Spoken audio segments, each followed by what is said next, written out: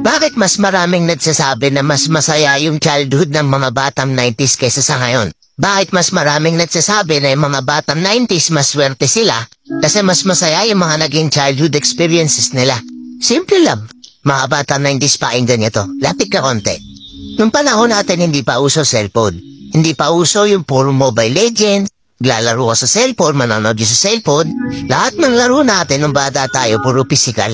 Naalala mo pa ba yung lalabas ka sa hapon para lang makipaglaro sa mga kaibigan mo? Yung tipong nababadtrip ka na kasi nabuburot ka na sa laro. Pero tuloy ka pa rin kasi masaya ka makipaglaro sa kanila. Yung tipong lalabas ka ng alas 3 ng hapon hanggang alas 6 hindi ka na pwede magpagabi kasi mapapalo ka. Pero yung maiksing oras na yun para makapaglaro ka, pakiramdam mo ang haba-haba na. Naalala mo pa ba? Pagdali mo sa eskwela, madaling-madali ka kasi may papanoorin ka pa. Oo, kasi yung mga palabas sa TV noon, puro pambata pa.